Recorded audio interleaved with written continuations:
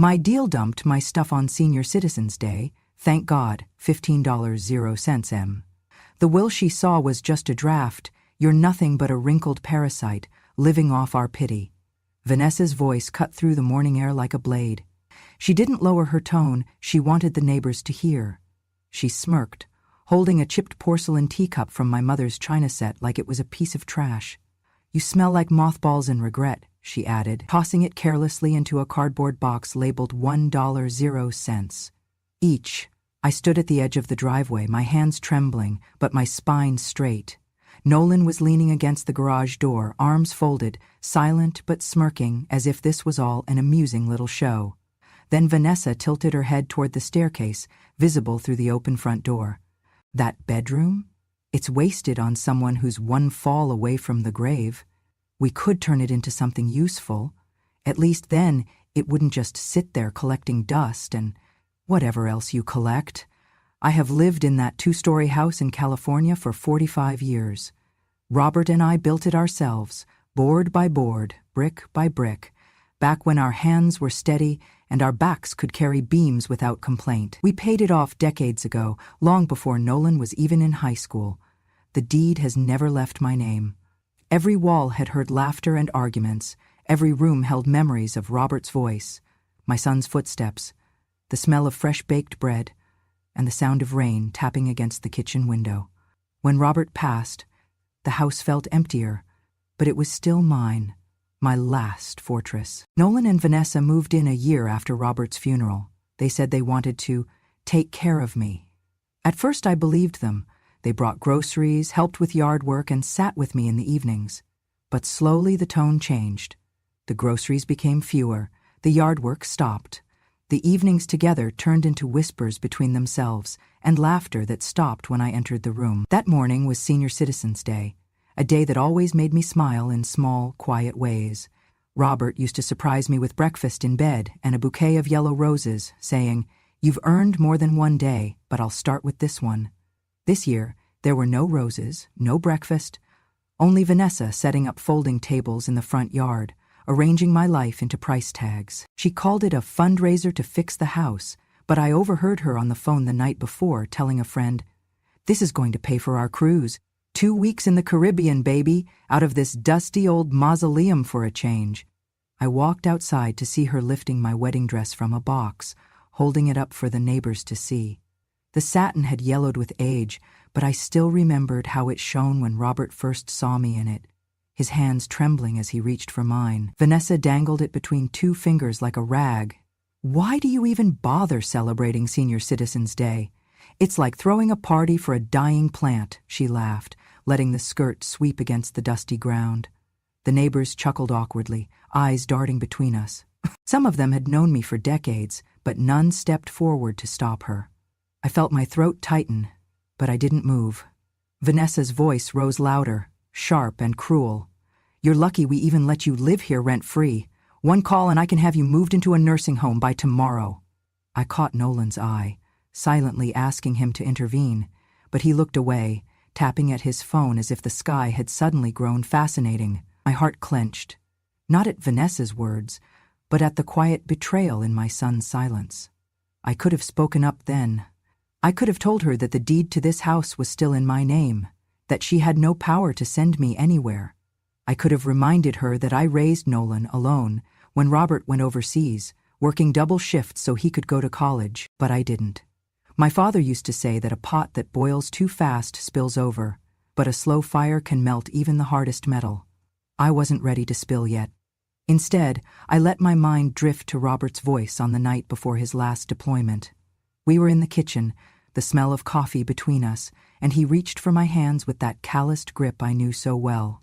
"If one day our son turns his back on you," he said, "don't beg, don't break. You've given him all of you. If the time comes, you'll need to keep what's left to save yourself."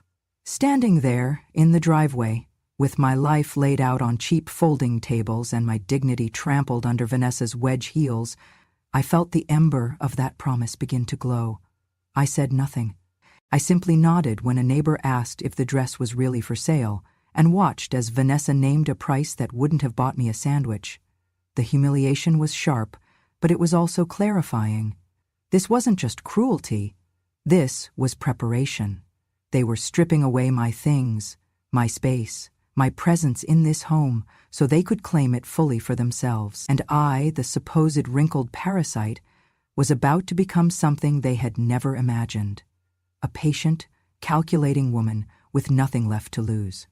That morning, the breeze carried the sound of coins clinking in Vanessa's cash box, and the smell of my grandmother's cedar chest being hauled away by a stranger. I smiled to myself, just enough to keep it hidden. This was the day they thought they won, and it would be the day I began to make sure they lost everything. 10 years ago, when Nolan was 25, he got himself into trouble. It was a stupid, reckless mistake, shoplifting electronics with friends who thought they were too clever to get caught. They weren't. When I got the call from the county jail, my first thought wasn't anger, it was fear. I remembered the stories Robert told me about how quickly a man's spirit could break when he was locked away, how one bad night could change a life forever. I didn't have much in savings. The market had been unkind, and my pension wasn't what I'd hoped for. But I still had my wedding ring. White gold, small diamond. Nothing extravagant, but precious, because Robert had saved for months to buy it back in 1975. Selling it felt like tearing out a piece of my own history, but I told myself it was temporary. I walked into a pawn shop, signed the papers, and handed over the ring. By that evening, Nolan was home, sitting at my kitchen table, promising it would never happen again. Vanessa wasn't around back then. She came into Nolan's life 2 years later, all sharp heels and sharper words. When she learned about the bail, she didn't thank me. Instead, she turned it into a story she could wield like a weapon. At family gatherings, she'd lean in close to a cousin or an aunt and say, "Alexa loves bringing up old mistakes. She acts like she saved us, but really she just likes making Nolan feel small." And just like that, a sacrifice I'd made quietly and out of love became ammunition for gossip. The worst part wasn't the lie. It was how easily people believed it. It spent decades being the dependable one, the woman who showed up, who worked overtime, who kept her promises. But all it took was Vanessa's smirk and a few words to turn me into the villain in their eyes. Years later, when I gave a small scholarship to the neighbor's daughter, a bright girl named Marissa who'd just been accepted to UCLA, Vanessa erupted. I'd known Marissa since she was a child, had watched her juggle school and part-time work to help her single mother pay the bills. I thought it was a kindness to help her cover her first semester's books. The day I told Marissa, she cried and hugged me so tightly I thought my ribs might crack. Vanessa found out 2 days later. She stormed into the kitchen, voice raised high enough for the neighbors to hear through the open window. "You help strangers but not your own family," she shouted, slamming her coffee mug down so hard a crack ran through the handle. "We've got bills piling up, Nolan's hours just got cut, and you're out here handing money to some random girl, like your Mother Teresa." I could have told her that our bills were fine. Nolan's hours had been cut because he spent too many mornings sleeping off late nights, and my mortgage had been paid for decades. I could have reminded her that Robert and I had been alone in raising Nolan while he was overseas, that I'd worked 2 jobs just to keep food on the table. But I didn't. Instead, I watched her eyes as she ranted. There was no gratitude there, no recognition of the times I'd put myself last so they could have what they wanted, just resentment. Resentment that I wasn't bending my life to fit their needs. When Robert shipped out overseas in the early 70s, I was 24, barely more than a girl myself. Nolan was a toddler with a chest that rattled when he breathed, and every doctor's visit felt like a gamble we couldn't afford. I worked mornings at the diner, afternoons cleaning offices, and nights mending clothes for the women on our street. There were days I didn't sit down until midnight. I kept every letter Robert sent in a shoebox under my bed, reading them when the loneliness got too loud. Back then, Nolan would run to me when he scraped his knee, or hide behind my skirt when strangers came to the door. I was his safe place. But somewhere along the way, that bond had frayed, and in its place grew something brittle and cold. Vanessa's arrival didn't just widen the distance, it weaponized it. She had a way of making Nolan feel like every kindness I offered was an insult, every boundary I set was an attack. If I didn't agree to lend them money, she'd call me selfish. If I did, she'd remind me later how she never really wanted to ask, but I'd forced her into it by not offering sooner. Over time, the names they called me shifted from passive-aggressive to openly cruel: miser, hoarder, elderly squatter. Once, during an argument about me not co-signing on a loan for a new SUV, Vanessa hissed, "You're just an old woman clinging to things you can't take to the grave." Nolan didn't defend me. He just looked at the floor. It was then I realized they had rewritten the story of my life in their own minds. In their version, I wasn't the mother who had sold her wedding ring to keep her son out of jail. I wasn't the woman who had kept the lights on when Robert was halfway across the world. I was an obstacle, a gatekeeper, to a house and a life they thought they deserved more than I did. The more they repeated their version, the more it stuck. Friends I'd had for years stopped calling. Family visits grew shorter, more awkward.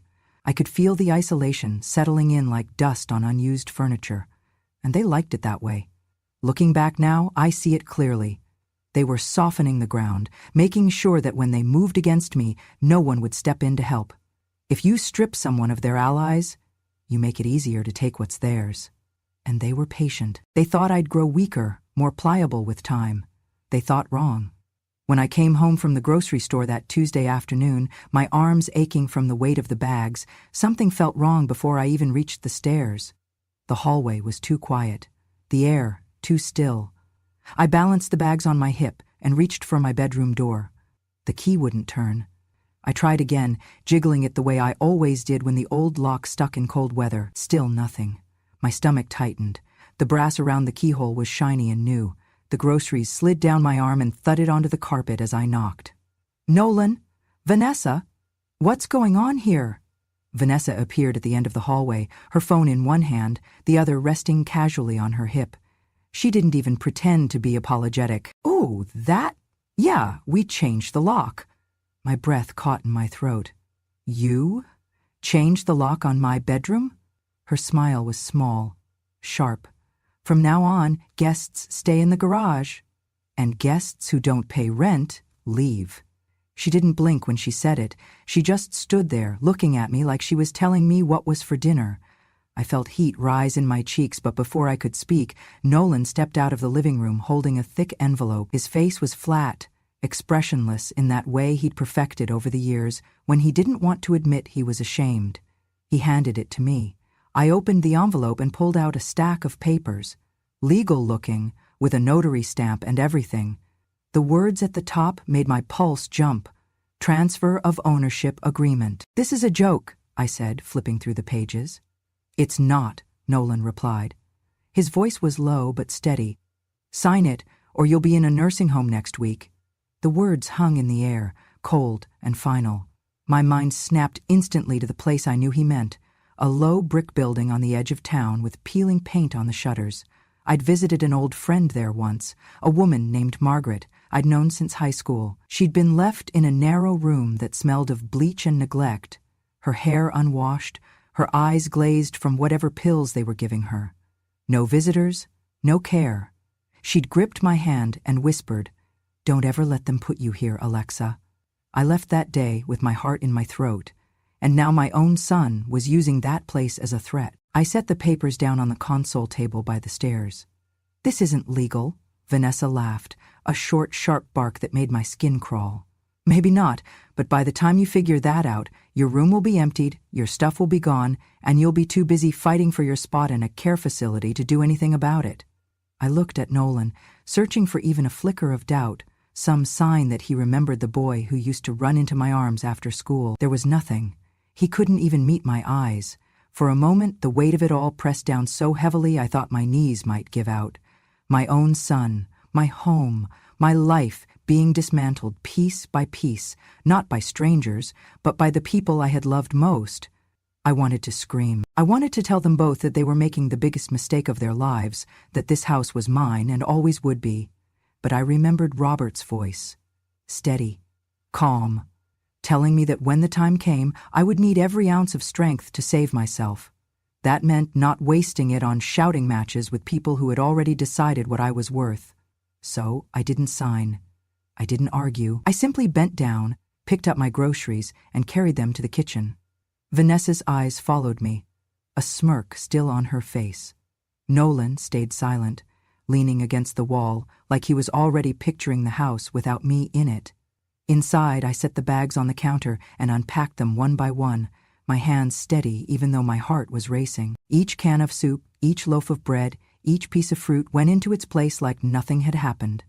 Outwardly, I was the same Alexa they'd been pushing around for months, quiet, compliant, easy to underestimate. But inside, something shifted. This wasn't just about hurt feelings anymore.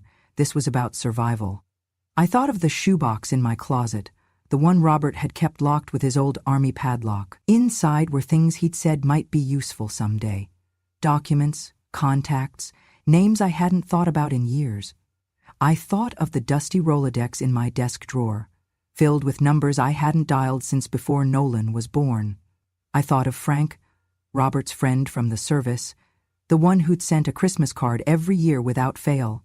I also thought about the recorder app on my phone, the one I'd never really used. By the time I'd finished putting the milk in the fridge, I knew exactly what I was going to do. I wouldn't fight them on their terms. I would wait. I would listen. I would gather everything I needed while they convinced themselves they'd already won. They thought they'd locked me out of my room. They had no idea they'd just opened a much bigger door. I waited until the house was quiet, Nolan in the garage pretending to fix something, Vanessa upstairs on a call that was half gossip, half venom. I pulled the old Rolodex from my desk drawer, its edges yellowed with age, and flipped through the cards until I found the name I'd been turning over in my mind since yesterday, Jack R. McAllister. Jack wasn't just a name from the past. He was a man Robert had carried out of a burning barracks in 1969. A man who'd sworn he owed my husband a debt he could never repay. After the war, Jack had become a reporter, the kind who still carried a notebook and asked questions that made people sweat. Over the years, he'd worked every beat from small-town politics to citywide scandals, and he'd earned a reputation for getting the truth, no matter how ugly it was. When he picked up the phone, his voice was older, raspier, but unmistakably his. "Alexa? Well, I'll be damned. Haven't heard your voice in 20 years. You remember Robert, don't you?" I said, my fingers tightening on the receiver. "He saved your life. Now I need you to save mine." There was a long pause on the other end. Then, where do I need to be? We met the next morning at the small cafe downtown, the one with the chipped mugs and the waitress who still called everyone Hon. Jack listened without interrupting as I told him about the lock on my door, the fake transfer papers, the threats. I didn't cry. I didn't need to. Every word I spoke was heavy enough without tears. When I finished, he leaned back, tapping his pen against the edge of his notebook. "They're not just pushing you out, Alexa. They're exploiting you. And if we can prove it, that's a felony in this state." That's when the plan began to take shape. We would catch them in the act, publicly, unmistakably, so there'd be no room for excuses later. Jack suggested the yard sale as the perfect setup. "If she's willing to sell your things in broad daylight," he said, "we'll make sure there's a camera rolling from every angle." I told him Vanessa had already been planning it, on Senior Citizens Day no less. That seemed to please him in a darkly poetic way. "Perfect," he said. "We'll make it a holiday to remember." But I wanted more than just footage. I wanted to draw them all the way out, make them so sure of themselves they wouldn't even try to hide their greed. That's when I decided to bring out the prop Robert and I had laughed about once, the mock will. It was something we drafted years ago as a joke, after watching a soap opera where a fortune split a family in two. The numbers were ridiculous, the clauses even more so. $15 million to a single heir, written in that stiff legal language that makes anything sound plausible. We'd tucked it into an old file cabinet, forgotten about it. I dug it out, smoothed the pages, and left it just barely sticking out of a drawer in the study, somewhere Vanessa would accidentally find it while she was snooping. 2 days later, I heard the soft thump of the drawer closing upstairs, followed by the unmistakable sound of Vanessa's voice on the phone. "Babe, you're not going to believe this. 15 million. It's basically ours. We just have to make sure she doesn't change her mind before, well, you know." Jack and I set the rest in motion quickly. On the morning of the yard sale, he would have 2 cameramen disguised as bargain hunters, microphones clipped to their jackets. A third camera would be parked in a van across the street, catching every word and gesture in the driveway. Meanwhile, I was already ensuring that when the dust settled, there'd be nothing for Vanessa and Nolan to claim. The real will, the one with the actual distribution of my assets, had been signed, notarized, and locked away months earlier. Not a dime was going to them. My house and savings would go to the Veterans Assistance Network and the California Senior Advocacy Foundation. Robert would have liked that, helping the men he'd served with and the people who'd walked this earth long enough to deserve dignity, not neglect. If Vanessa thought a fake piece of paper was her golden ticket, I was more than happy to let her believe it.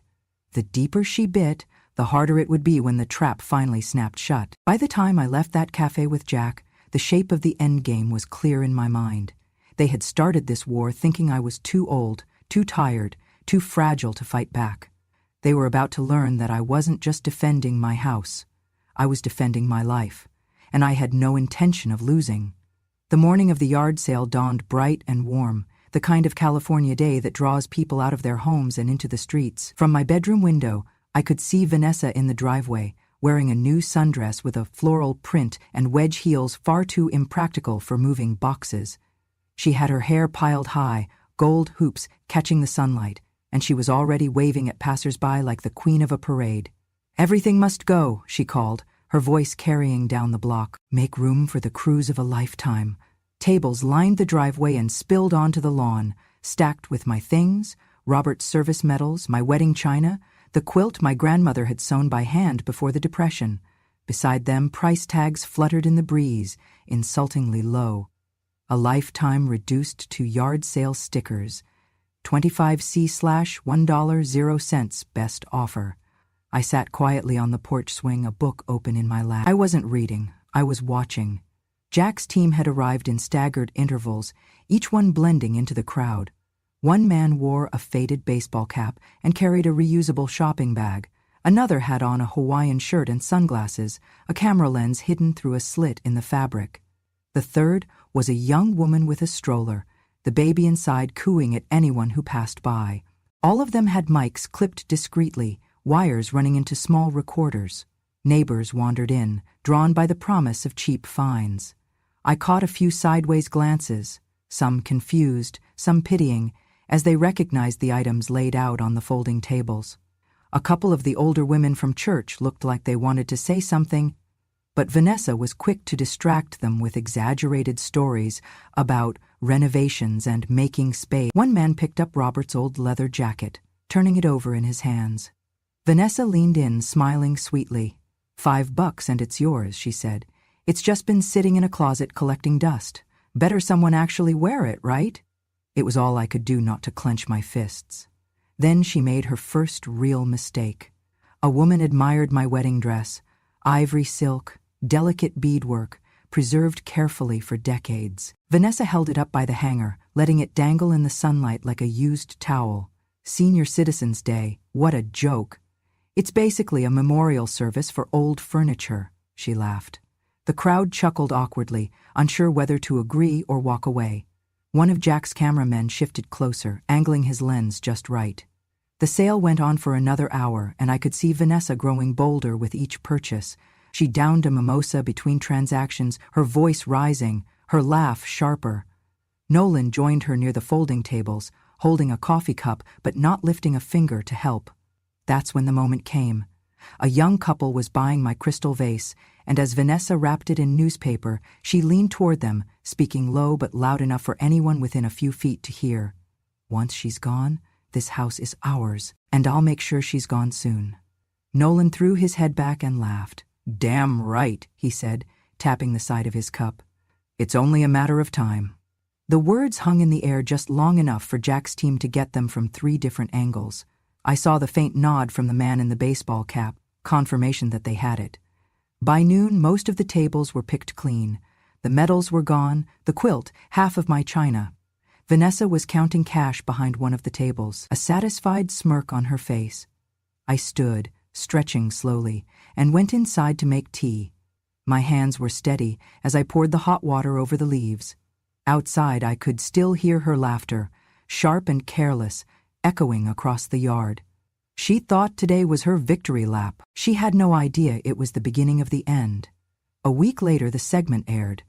Jack had titled it, "Elder Abuse in Our Own Neighborhood," and it opened with a slow pan across my front yard the morning of the yard sale. The tables, the stickered heirlooms, Vanessa's bright sundress in the sun. Then her voice, sharp and unfiltered, rang out. "Once she's gone, this house is ours, and I'll make sure she's gone soon." Nolan's laugh followed, deep and careless. "Damn right, it's only a matter of time." The editing was brutal in its precision. Every cut was a punch. Vanessa holding up my wedding dress like it was trash, her mocking laugh. Nolan sipping coffee while strangers carted away my life for pocket change. There was no narration, no dramatic music, just their own words, looped over the images of what they'd done. The segment ended with my voice, quiet but steady, from an interview Jack had filmed in my kitchen. "They think age makes you powerless. It doesn't. It just teaches you patience." By the time the credits rolled, my phone was vibrating non-stop. Calls from neighbors, old friends, even people I hadn't heard from in years. Some were furious on my behalf, others offering help, but all of them had seen the truth for themselves. It wasn't just local gossip. Within 48 hours, the clip had been shared across social media, picked up by statewide news stations, and even mentioned on a national morning show. The phrase, "cruise of a lifetime," Vanessa's own words, had become a sarcastic meme. The police didn't take long. With the footage in hand and Jack's testimony, they coordinated with my attorney to file charges for elder abuse, unlawful conversion of property, and harassment. When the officers showed up at Vanessa and Nolan's rental, the neighbors gathered in the street, phones raised, capturing every moment. In court, the evidence played on a screen larger than life. Vanessa tried to claim the recording had been edited to make her look bad, but the multiple angles and clear audio left no room for doubt. Nolan avoided my eyes entirely, staring straight ahead as if willing the walls to swallow him. The judge's ruling was swift and uncompromising. They were ordered to repay the full appraised value of every item sold at the yard sale, plus a substantial civil penalty for emotional distress and exploitation. More importantly, a permanent restraining order barred them from coming within 500 feet of me or my property. When the judgment was read, Vanessa's face crumpled for the first time. Nolan muttered something under his breath, but his lawyer's hand on his arm kept him silent. The fallout was immediate. Word spread among landlords and property managers, and within days they found themselves effectively blacklisted from most rental properties in the county. Employers Googled their names and saw the headline, "Elder Abuse in Our Own Neighborhood," before they even finished reading their resumes. I didn't celebrate in public. That wasn't my style. But that evening, I brewed a fresh pot of tea, sat on my porch, and let the quiet settle around me. Somewhere out there, they were packing up what little they had left, wondering how it had all gone wrong so quickly. They still didn't realize it wasn't quick at all. It was years in the making. 45 years of building a home, of keeping my promises, of holding my ground. And now the ground was mine again, with the law to prove it. It was a gray afternoon in early spring, when the pounding started. Not a polite knock, not even an impatient one. This was the kind of pounding that made the front door shudder in its frame. I set down my teacup, took a slow breath, and walked to the entryway. Through the peephole, I saw them. Vanessa and Nolan. If the last time I'd seen them had been a portrait of arrogance, designer clothes, smug grins, this was the opposite. Their clothes were wrinkled and dirty, their faces hollow, eyes shadowed from sleepless nights. Vanessa's hair was unwashed and pulled back in a messy knot, and Nolan's jaw was covered in uneven stubble. I opened the door just enough to step into the threshold, keeping my hand on the frame. "Alexa, please," Vanessa's voice cracked on the word. We've been staying in Nolan's car for 3 nights. Nobody will rent to us, nobody will hire us. We just need a place to stay, just until we get back on our feet." I held my tongue. "We'll help out around the house," Nolan added, his tone halfway between begging and bargaining. "You won't even know we're here. Just let us in." "No," I said plainly. That single word seemed to strip away the last thread of humility Vanessa had been clinging to. Her expression hardened, and her voice dropped to a sharp, cold edge. "If you don't let us back in, you'll regret it." I met her gaze without flinching. "The only regret I have," I said, my voice steady, "is letting you in once before." Nolan's jaw tightened. "You think you're untouchable now. A piece of paper doesn't protect you forever." He stepped closer, and I could see the twitch in his temple, the coiled frustration just under his skin. But I'd already made the call the moment I looked through the peephole. My phone was in my sweater pocket, the line to the police open before I'd even turned the deadbolt. "Hello?" The dispatcher's voice came faintly through the speaker. "Ma'am, are they there now?" "Yes," I said calmly, not taking my eyes off them. "They're in violation of a court order." The sirens were audible within 3 minutes, the sound swelling from the distance until the flashing lights painted the street in red and blue. Vanessa's bravado faltered first. Her eyes darted toward the sound, her weight shifting back. Nolan didn't move until the cruiser pulled to the curb and 2 officers stepped out. "And Mrs. Whitaker," one officer said firmly, "you are under arrest for violating a restraining order." The click of the handcuffs was louder than the wind in the trees. Vanessa sputtered protests. "We just wanted to talk." "This is insane." While Nolan kept his mouth pressed in a tight line, his eyes locked on me with something between resentment and disbelief. "You did this to us," he muttered as they led him to the cruiser. "No," I said quietly, "you did this to yourselves." The doors shut, muffling whatever came next, and the officers drove them away. I stood there until the lights disappeared around the corner, the quiet settling in like a familiar friend. Then I closed the door, locked it, and went back to my tea. The settlement money came through faster than I'd expected. Between the court-ordered restitution for the yard sale items, the civil penalties, and the liquidation of what little Vanessa and Nolan still owned, the total was substantial. I knew exactly where it was going. Within weeks, I donated the entire court award directly to 2 places I trust with my whole heart: the California Veterans Assistance Program and the National Senior Advocacy Council in Robert's and my names. No endowment, no new foundation, just support where it's needed most. A month later, at a Veterans Appreciation Luncheon, I wore Robert's favorite navy-fueled dress and the simple gold brooch he'd given me on our 20th anniversary. The hall was full of veterans in uniform, some in wheelchairs, some walking with canes, all standing a little taller as the national anthem played. Jack was there, of course, with that same warm smile that had carried me through the worst months. When it was my turn to speak, I walked to the podium, the microphone humming softly as I adjusted it. "I was taught," I began, "that dignity isn't something you're given. It's something you hold on to, especially when people try to take it from you. This gift today is in honor of my husband Robert and every veteran and senior who has been told they don't matter anymore. You matter. You always will." When I stepped down, Jack took my hand in a firm shake. "Robert would be proud," he said, his voice low and certain. I believed him. A month later, I found myself sitting under bright studio lights for a talk show interview. The host leaned forward, smiling with that mix of curiosity and admiration that people seem to reserve for feel-good segments. "So, Alexa," he asked, "after everything you went through, what was the best part of all this?" I smiled, not rushing my answer. "They sold my things for pennies and lost their dignity for free, but in the end they still bought a home for veterans and seniors.